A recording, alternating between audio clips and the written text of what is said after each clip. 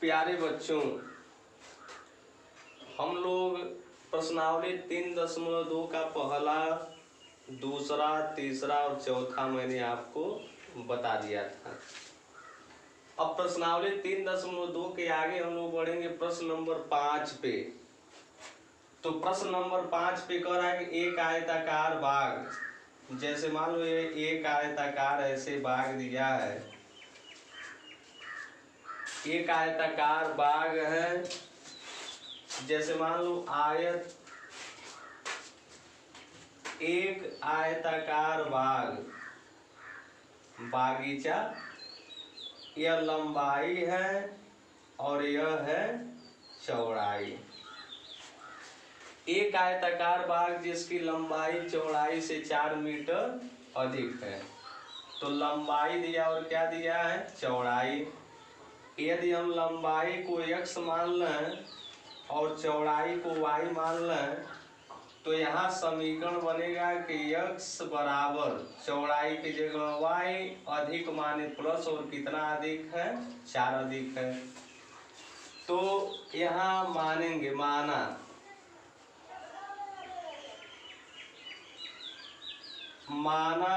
लंबाई बराबर x, मात्रक मीटर है तो मीटर लिखो, और चौड़ाई बराबर लिख लो y मीटर। बच्चों यह चित्र आप जरूर बनाएंगे। लंबाई आप x मीटर मान लिए, चौड़ाई y मीटर मान लिए, इसलिए माना जाएगा क्योंकि हम लोग यह पढ़ रहे हैं कि दो चर वाले रैखिक समीकरण, और जब दो चर वाले रैखिक समीकरण पढ़ रहे हैं तो दो अक्षर का प्रयोग इसमें जरूर होना चाहिए। अब प्रश्नानुसार देखो, इससे समीकरण तुम्हारा मिल गया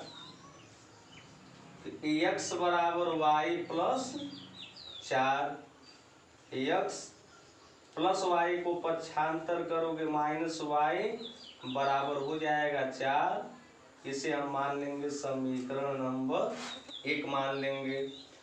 अर्ध परिमाप दिया है, कह रहा है अर्ध परिमाप बराबर 36 मीटर। तो अर्ध माने होता है आधा, 1/2, और परिमाप का सूत्र होगा 2 कोष्टक में 1/2 गुणे 2 कोष्टक में लंबाई धन चौड़ाई बराबर 36। देखो बच्चों, आयत का क्षेत्रफल का सूत्र होता है लंबाई गुणे चौड़ाई, लेकिन आयत के परिमाप का सूत्र होता है 1/2, अर्ध माने 1/2 और 2 लंबाई धन चौड़ाई। यह सूत्र है परिमाप का। 2 कोष्टक में लंबाई धन चौड़ाई अर्ध दिया है 1/2, 2 से 2 कैंसिल, लंबाई x माने हो, चौड़ाई y माने हो, बराबर कितना हो गया, 36। समीकरण नंबर इसे मान लेंगे 2। अब समीकरण 1 व 2 से हल करो, तो समीकरण 1 व 2 से, तो जब समीकरण 1 2 से हल करोगे तो समीकरण 1 है x माइनस वाई बराबर 4 है, और समीकरण 2 है x प्लस वाई बराबर कितना है, 36। ऐसे खींच दो, यह प्लस है, ध्यान देना। इसको हम विलोपन विधि से हल कर रहे हैं। अगले चैप्टर में प्रतिस्थापन विधि, विलोपन विधि, वर्गीकरण विधि ऐसे आएगा, तो पूरा विधिवत आप समझेंगे। तब तक इस वीडियो में जैसे मैं आपको बता रहा हूँ वैसे देखें। x माइनस वाई बराबर 4 है, x प्लस वाई बराबर 36 है। यदि इसको हम जोड़ लें तो प्लस माइनस कैंसिल हो जाएगा, चूंकि विपरीत चिन्ह है। 1x में 1x जोड़ोगे 2x होगा, और 36 में 4 जोड़ोगे 40 होगा। x बराबर लिखेंगे 40 बटे लिख देंगे 2। अब इसको हम भाग जब करें तो x का मान आ जाएगा 20। यहाँ x का मान 20 आ गया। जब x का मान 20 आ गया तो y का मान हम पता करें। x का मान 20 आ गया तो y का मान हम पता करेंगे। यहाँ इसको कैंसिल किया जाएगा। जब कैंसिल करोगे तो इसका मान आएगा 20। अब 20 आ गया तो x का मान 20 आ गया तो y का मान पता करेंगे। तो x का मान अब समीकरण 1 से या 2 से, यहाँ चलो लिख दे रहे हैं समीकरण 1 से। समीकरण 1 से x माइनस वाई बराबर 4। x के जगह यदि 20 रखें तो 20 को पक्षांतर भी तो करोगे तो प्लस 20 इधर जाएगा -20। -20 में से 4 घटाओगे -16। माइनस से माइनस कैंसिल, y का मान कितना आ गया 16। इस तरीके से लंबाई x है तो x का मान कितना आ गया 20 मीटर, चौड़ाई का मान कितना आ गया 16 मीटर। इस तरीके से हमारा प्रश्न लगा। आप लोग थोड़ा इसे एक बार दो बार प्रैक्टिस घर पे करते हो तो बिल्कुल यह प्रश्न क्या है आसान है। लेकिन हमें घर पे तो मेहनत करना ही पड़ेगा। आप थोड़ा सा इसे 2 बार 3 बार दोहराइए, बिल्कुल आसान प्रश्न है। अब अगले वीडियो में हम लोग पढ़ेंगे कि प्रश्न नंबर 6 में आप लोग अपने किताब को खोल लीजिए और प्रश्न नंबर 6 देखिए, पढ़िए। तो प्रश्न नंबर 6 पढ़ने के लिए जो मैंने आपको सूत्र बताया था A1/A2 B1/B2, यह सारा चीज यह सूत्र आप लोग खोल के रख लिए। हम तो कह रहे हैं कि इसे आप याद कर लीजिए, क्योंकि याद रहेगा तो और अच्छा रहेगा, आप उसे अच्छे से समझोगे। तो उसे आप याद कर लेंगे तो और बढ़िया रहेगा। आप उसे जरूर याद कर लें। अब प्रश्न नंबर 6 को हम बता दें। 6 बताएंगे, 7वां आप लोग लगाएंगे। नहीं लगेगा तो व्हाट्सएप पे मैसेज करना, मैं आपको उसको बता दूंगा। तो प्रश्न नंबर 6 में दिया है एक रैखिक समीकरण दिया है और रैखिक समीकरण है कि 2x + 3y -8 बराबर क्या है 0। एक और हमें रैखिक समीकरण बनाना है जो पहला कह रहा है कि प्रतिच्छेद करती रेखाएं हों।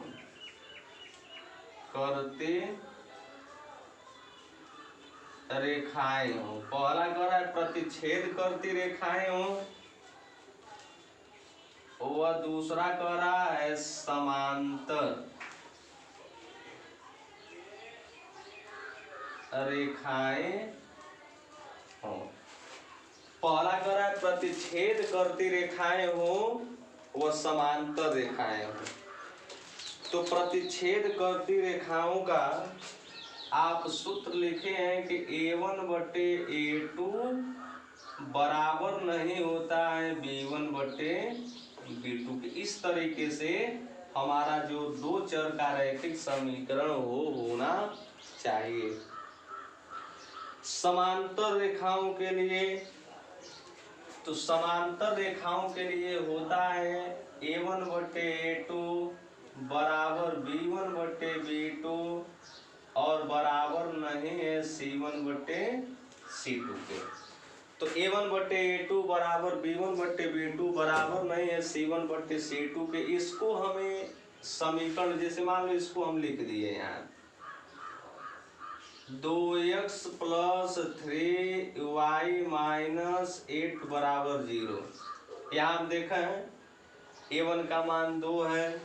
अब देखो ax लिख दो, ठीक, प्लस लिख दो y, और इसके जगह तुम कोई अंक रख दो 5 बराबर 0। अब क्या करो, ये भी देखो 2/1 और 3/1 बराबर होगा, नहीं बराबर होगा। ये हमारा आंसर हो गया सीधे सीधे। अब यहाँ देखो लिखोगे 2x + 3y - 60 बराबर 0। A1/A2 B1/B2 हमें बराबर करना है, तो लिख दो 2x + 3y + 5 बराबर 0। यानी A1/A2 B1/B2 बराबर है, लेकिन C1/C2 बराबर नहीं। इस तरीके से ये अभी हमारा क्या हो गया, आंसर हो गया। अब तीसरे नंबर में कह रहा है, तीसरे नंबर में आप कह रहा है कि संपाती होगा। हाँ, तीसरे नंबर में कह रहा है कि संपाती रेखा है, संपाती रेखाएं कह रहा है। तो संपाती रेखाओं के लिए सूत्र होता है कि A1/A2 बराबर B1/B2 बराबर C1/C2। तो कह रहा है संपाती रेखाएं, तो संपाती रेखाएं के लिए A1/A2 बराबर B1/B2 बराबर C1/C2। उसके लिए करेंगे क्या कि एक तो दिया है समीकरण, दूसरे समीकरण को हम ऐसे काम करेंगे जैसे संपाती रेखाओं में A1/A2 B1/B2 C1/C2 हमारा दिया है, तो यह समीकरण दिया है। कुछ ऐसा हम काम करें कि A1/A2 बराबर B1/B2 बराबर C1/C2 यह क्या हो जाए, बराबर हो जाए। तो यही एक काम करो, देखो इसी में 2 का गुणा कर दो, 2 दूना 4, 2 तिहाई 6, 2 अट्ठे 16 बराबर 0। देखो 2 करने 2, 2 दूना 4, 3 करने 3, 3 दूना 6, 8 करने 8, 8 दूना 16 माइनस से माइनस 1/2 1/2 आएगा। यही हमारा क्या होगा, आंसर। यदि इसका मान यदि इसमें तुम भरते हो तो यह बिल्कुल इस नियम को फॉलो करेगा। इस तरीके से हम लोगों का प्रश्न नंबर 6 भी समाप्त हो गया। अब देखो सूत्र में न है, यदि सूत्र तुम याद करते हो तो फिर तुम्हें लगाने में कोई दिक्कत नहीं होता है। सूत्र को आप नोट कीजिए, याद कीजिए कई बार। जो दिक्कत हो आप हमसे पूछते रहिए।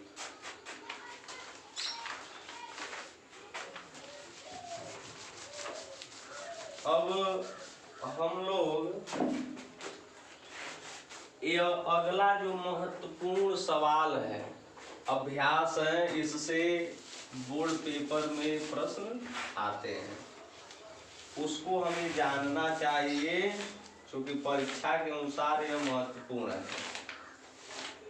अगले वीडियो में आप लोग प्रतिस्थापन विधि का अभ्यास करोगे। प्रतिस्थापन विधि के बाद मैं विलोपन विधि भी आपको लगाने के लिए सिखा दूंगा। तो सबसे पहले आप लोग प्रश्नावली 3.3 बुक निकाल लीजिए और पहले सवाल की ओर अग्रसर हुए। देखिए तो जो प्रश्नावली 3.3 का पहला प्रश्न है वह है कि x + y बराबर दिया है 14, पहला। दूसरा समीकरण है x - y बराबर 4, ठीक। और हमें लगाना है किससे? प्रतिस्थापन विधि से। लिखेंगे प्रतिस्थापन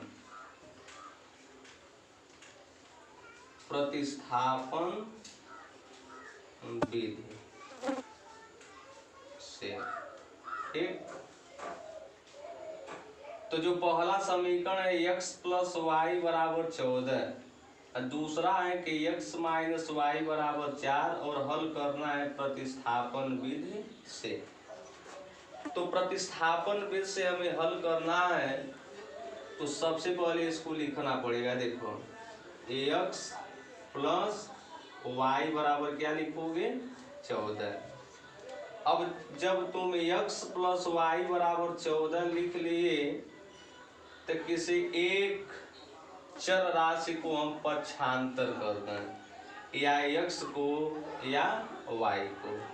तो मान लो हम यदि y को उधर लेके जा रहे हैं, तो प्लस है तो क्या होगा? माइनस वाई, यानी x का जो मान आया वह आ गया 14 माइनस वाई। तो x का मान 14 माइनस वाई आ गया। अब यही x का मान इस समीकरण में, तो इसको मान लो समीकरण नंबर 1 लिखेंगे। यहाँ लिख दो, समीकरण लिख दो, और समीकरण लिख के लिखो x माइनस वाई बराबर 4। इसको मान लो समीकरण 2। लिखने का तरीका सीखिए। गणित बहुत ही आसान होता है, लेकिन बशर्ते उसे हम 2 बार 4 बार। देखो यदि एक लड़का गणित को एक दिन में 25 सवाल लगाता है, और आप केवल 2 सवाल लगाते हैं, तो अंतर आना निश्चित है। यदि आप अधिक से अधिक मात्रा में सवालों का अभ्यास करते हैं, तो आप एक बेहतरीन गणित के विद्यार्थी बन जाते हैं। तो देखो इसको लगाएं कैसे। x में से y घटा नहीं सकते हैं, दोनों अलग अलग अक्षर, इसीलिए प्रतिस्थापन विधि का यूज हुआ है। x का मान x की जगह रख दोगे 14 माइनस वाई बराबर 4। 14 इसको ऐड कर लो, -2y बराबर 4। समान चिन्ह जोड़ लेंगे, -2y होगा। 14 को इधर ले जाए तो -2y इक्वल 14, अब माइनस कितना होगा? 14। अब हल करो, -2y बराबर 14 में से 4 घटाएंगे -10 आएंगे। माइनस माइनस कैंसिल, y बराबर होगा 10/2, और भाग करोगे 5 आएगा, यानी y का मान कितना आ गया? 5। यही y का मान हम समीकरण 1 में रख दें। अब लिखेंगे समीकरण 1 से। तो समीकरण 1 आपका दिया है कि y माइनस 14 माइनस x बराबर 14 माइनस वाई। अब x y का मान आ गया, तो समीकरण 1 या 2 का हम सहायता लेंगे, और समीकरण 1 या 2 में जैसे हम y का मान भरेंगे और कैलकुलेशन करेंगे, वैसे x का मान निकल जाएगा। जैसे यह पहला समीकरण है, y का मान हम रखे 5, तो 14 में से 5 घटाओगे 9 आएगा, तो x का मान आ गया 9। और दिस इज ए आंसर में लिखोगे x बराबर 9 और y बराबर लिखोगे 5। इस तरीके से प्रतिस्थापन विधि का यूज हम करते हैं, और प्रतिस्थापन विधि से हम लगाते हैं। आइए प्रश्न नंबर 2 पे भी चर्चा कर लिया जाए कि प्रश्न नंबर 2 को लगाने का क्या मेथड है। जैसे 2-3 सवाल जब आप अभ्यास कर लेंगे, तो फिर इस प्रश्न में यदि किसी भी तरीके से यदि प्रश्न आता है, तो फिर आप उसे लगाने योग्य बन जाते हैं। चलिए इसे अभ्यास का प्रश्न नंबर 2, क्योंकि प्रश्न नंबर 2 भिन्न के रूप में दिया है, कुछ इसमें सवाल दशमलव में दिए हैं, और कुछ सवाल इसमें कॉर्निंग दिए हैं, तो उन सभी सवालों का अभ्यास मैं कराऊंगा। तो धीरे धीरे जो भी इसमें बड़ा सवाल है उसे मैं लगाऊंगा, और जो थोड़ा आसान है आपके बस का है कि यदि आप उसे लगा सकते हैं वो दिया जाएगा होमवर्क में, ताकि आप अभ्यास करेंगे। तो दूसरा बता रहा हूँ, जैसे दूसरा दिया है s माइनस टे इक्वल 3 है, और उसके बाद है कि s बटे 2 s बाई 2, इसको s ऐसे बना सकते हो ना, और आसान रहेगा, ऐसे s बना दो। s माइनस टी इक्वल 3 है, और s बटे 3 प्लस t बटे 2 बराबर दिया है 6 दिया है। तो s बटे 3 प्लस t बटे 2 इक्वल 6। चलो यहाँ लिख दो प्रतिस्थापन विधि। प्रतिस्थापन विधि लिख दो, और जैसे तुम प्रतिस्थापन विधि लिखते हो उसी तरह इसको लिखो। s माइनस टी बराबर 3, s बराबर 3, t को इधर ले आएंगे तो प्लस t होगा। इसको मान लो समीकरण नंबर 1 मान लो। अब लिख दो यहाँ समीकरण, लिखो s बटे 3 लिखो, प्लस t बटे 2 लिखो, बराबर 6 लिख दो। 3 और 2 का लघुत्तम ले लो, तो 3 और 2 का एलसीएम लोगे तो कितना आएगा? 6 आएगा। 3 दूना 6 और 2 का गुणा s में 2s, प्लस 2 तिहाई 6, 3t बराबर 6। 3 मल्टीप्लाई 2s प्लस 3t, और 6 में 6 का गुणा करेंगे 36। s का मान इसमें भरण, तो जब s का मान भरते हो तो 2, और यह s का मान कितना है? 3 प्लस t प्लस यहाँ है 3t बराबर है 36। 2 तिहाई 6, 2t प्लस 3t बराबर 36। 6 को पक्षांतर करो, 2 में 3 जोड़ोगे 5t बराबर 36 माइनस 6। तो 5t बराबर 36 में से यदि 6 घटाओगे 30 आएगा ना। 5 का गुणा इधर जाएगा, भाग होगा, तो 30 बटे लिखोगे 5, और जब काटोगे तो t का मान 6 आ गया। 5 छक्के 30। अब लिखेंगे समीकरण 1 से। अब समीकरण 1 आपका कितना है? s बराबर 3 प्लस t, 3 प्लस t का मान 6, 3 9। इस तरीके से किसका मान आ गया? s का मान। जो आज मैं आपको प्रश्न भेज रहा हूँ उसे आप इस वीडियो को देखने के बाद अभ्यास करिए। जो उसमें न समझ में आए आप व्हाट्सएप पे फोटो खींच के भेजते रहिए। मैं उसे टेलीफोन से, व्हाट्सएप से, ब्लैक बोर्ड की सहायता से मैं प्रयास करूंगा कि आपको हर एक सवाल अच्छी तरीके से समझ में आए। धन्यवाद बच्चों।